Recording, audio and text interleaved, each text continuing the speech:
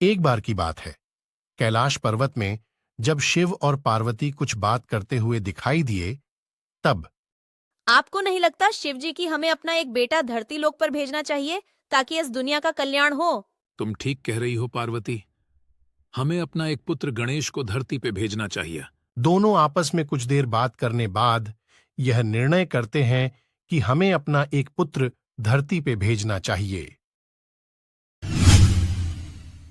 पुत्र, तुम्हें इस धरती पर मानव जीवन इसलिए मिला है ताकि तुम कुछ अच्छा कर सको।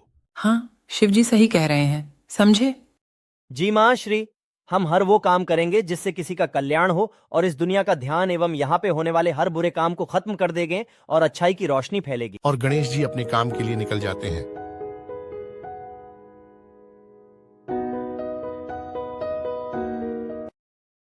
अगली सुबह एक नए दिन के साथ गणेश जी देखते हैं कि उनकी माँ बहुत चिंतित है और वो माँ के पास आते हैं और कहते हैं कि माता श्री, हमने देखा कि आप बहुत चिंतित है और बहुत परेशान भी है। क्या इसके पीछे कोई कारण या वजह है? आप मुझे बता सकते हैं। वैसे कुछ बात नहीं है, लेकिन मुझे बहुत बुरा लगा कि हम दोनों शिवजी और हमें यत्र नामक यज्ञ में नहीं बुलाया गया। कोई बात नहीं माता श्री, मैं उस यज्ञ में जाने की पूरी कोशिश करूंगा और यज्ञ में जाके आपका सपना पूरा करूंगा। तभी गणेश जी अपने माता पिता की बात सुन के फैसला किए कि वो उस यत्र नामक यज्ञ में जाएंगे। अगली सुबह एक नए दिन के साथ एक बार शिवजी चलते चलते पार्वती से कुछ कहने के लिए आते हैं और कहते हैं, सुनती हो पार्वती, मैं यह कहना चाहता हूं कि मुझे किसी पूजा के लिए थोड़ा बाहर जाना होगा और फिर तुम्हें धरती लोक तथा गणेश का ख्याल रखना पड़ेगा। ठीक है, आप जा सकते हैं, लेकिन जितना जल्दी हो सके उतना जल्दी आने की कोशिश करिएगा। और फिर शिवजी इतना बोलकर पूजा के लिए निकल जाते हैं, क्योंकि यह पूजा उनके लिए ज्यादा जरूरी थी। और इधर शिवजी अपने पूजा के लिए चलते चलते कुछ दूर तक आए और सोच रहे थे कि इस पथ पर तो कोई दानव रहता था, लेकिन आज कोई नहीं दिख रहा है। कुछ तो है।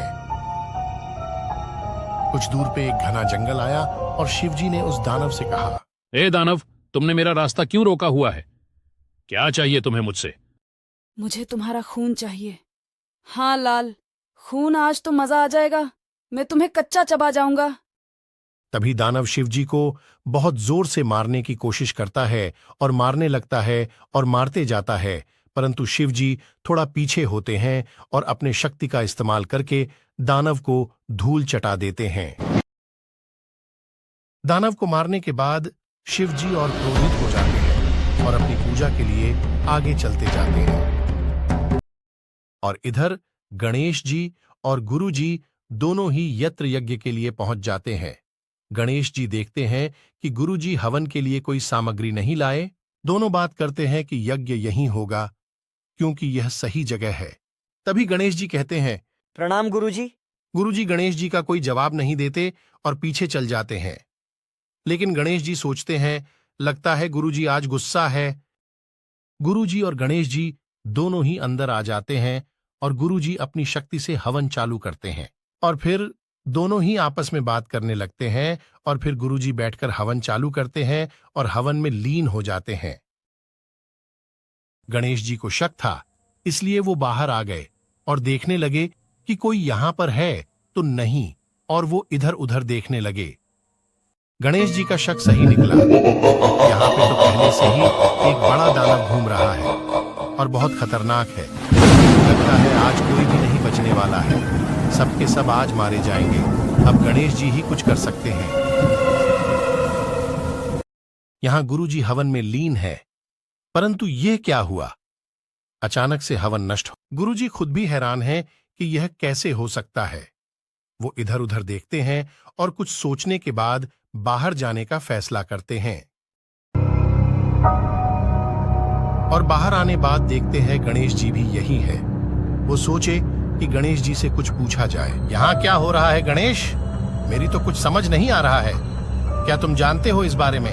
गणेश जी गुरु जी का जवाब न देते हुए आगे जाने लगते और गुरु जी भी साथ में जाने लगते हैं। दोनों ही वह विशाल दानव देख के हैरान थे। अभी गुरु जी हमला करने लगते हैं, परंतु गुरु जी का जादू नहीं चलता है। ये सब देखते हुए गणेश जी को बहुत गुस्सा आता है और वो धीरे धीरे दानव जितना विशाल हो जाते हैं दानव भी गुस्से में होते हैं और वो उड़ने लगता है। दानव अपना खंजर निकलता है और गणेश जी की ओर बढ़ने लगता है, परंतु गणेश जी थोड़ा पीछे होते हैं और अपनी पूरी शक्ति से दानव पे वार करते हैं।